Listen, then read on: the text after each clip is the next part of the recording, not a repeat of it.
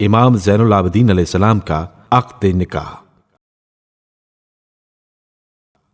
جب حضرت زین العابدین علیہ السلام نے بلوغ کی منزلوں پر پہنچ کر حدود شباب میں قدم رکھا تو آپ علیہ السلام کی والد گرامی حضرت امام حسین علیہ السلام نے آپ علیہ السلام کی شادی اپنی بھتیجی اور امام حسن علیہ السلام کی صاحبزادی فاطمہ بنت امام حسن علیہ السلام کے ساتھ کر دی، جن کے بطن مبارک سے حضرت امام محمد باقر علیہ السلام کی ولادت ہوئی۔ اور واقعہ کربلا میں حضرت امام محمد باقر علیہ السلام، جو ہمارے 5ویں امام ہیں، کم سنی کی حالت میں موجود تھے۔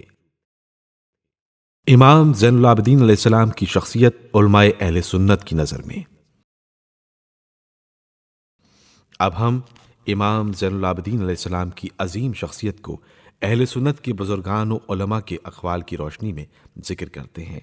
ظاہری، ابو حازم، سعید ابن مسیب اور مالک ابن عماد حنبلی نے ان چاروں کے قول کو امام زین العابدین علیہ السلام کے بارے میں ایسے نقل کیا ہے کہ ظاہری، میں نے کسی کو بھی زین العابدین سے زیادہ فقیہ و عالم نہیں دیکھا، لیکن ان سے بہت کم روایات نقل کی گئی ہیں۔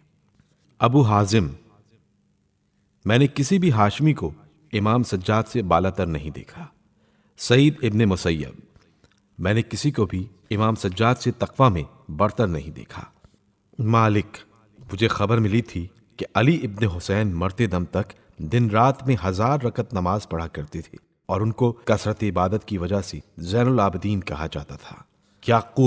یعقوبی نے بھی اپنی تاریخ میں ایسے لکھا ہے، وہ اپنے زمانے کی تمام لوگوں سے برتر تھے اور ان میں سب سے زیادہ عبادت کرنے والے تھے، اسی وجہ سے ان کو زین العابدین کہا جاتا تھا، اور اسی طرح سے ان کو ذو الصفنات بھی کہا جاتا تھا، کیونکہ ان کی پیشانی اور سجدے کے مقامات پر گھٹے پڑے ہوئے تھے اور وہ دن رات میں 1000 رکعت نماز پڑھتے تھے، اور ان کی شہادت کے بعد جب ان کو غسل دیا جا رہا تھا تو ان کے کندھوں پر زخم کے نشانات تھے۔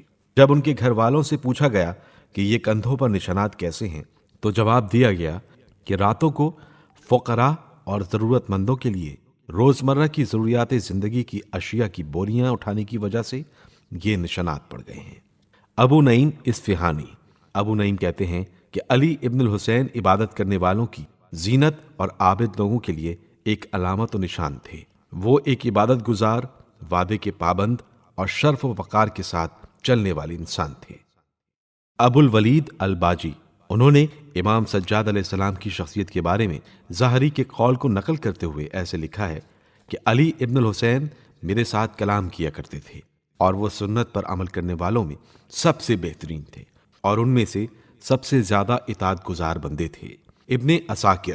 ابن عساکر شافعی نے بھی امام علیہ السلام کے بارے میں لکھا ہے کہ وہ شہر مدینہ میں زیادہ عبادت کرنے کی وجہ سے سجاد کہلاتے تھے۔ ابن خلقان نے بھی حضرت امام سجاد کے بارے میں ایسے لکھا ہے کہ زین العابدین ابو الحسن علی ابن الحسین ابن علی ابن ابی طالب، معروف بزین العابدین، 12 ائمہ میں سے ایک امام اور بزرگ تابعی تھے۔ احمد ابن عبداللہ اجلی اہل سنت کے بزرگ علماء میں شمار ہوتے ہیں۔ وہ لکھتے ہیں علی ابن الحسین ابن علی ابن ابی طالب اہل مدینہ و تابعی تھے۔ وہ ثقہ، مورد اعتماد اور ایک صالح انسان تھے۔ یحییٰ ابن سعد اور ابن عبد البر نے قول یحییٰ ابن سعید سے ایسے نقل کیا ہے کہ میں نے علی ابن الحسین سے روایت کو سنا ہے اور میں نے جتنے بھی ہاشمیوں کو دیکھا وہ ان سب میں سے افضل و برتر تھے۔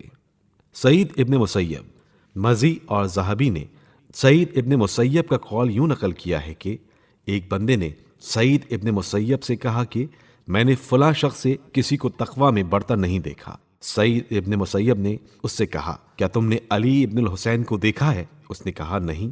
سعید نے کہا میں نے علی ابن الحسین سے تقوی میں برتر کسی کو نہیں دیکھا۔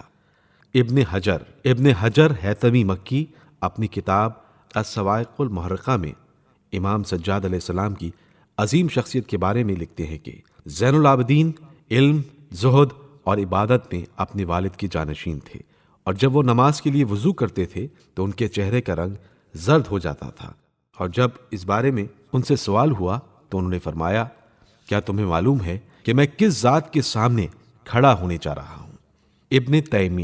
ابن تیمیہ نے بھی امام سجاد علیہ السلام کے بارے میں لکھا ہے کہ علی ابن الحسین بزرگ تابعین اور علم دین کے لحاظ سے ان کے بزرگوں میں سے تھے، اور وہ تابعین میں سے اہل علم و دین کے لحاظ سے برگزیدہ تھے۔ گنجی شافعی نے بھی امام زین العابدین علیہ السلام کے بارے میں لکھا ہے کہ وہ ایک عابد، باوفا اور بخشنے والے سخی انسان تھے۔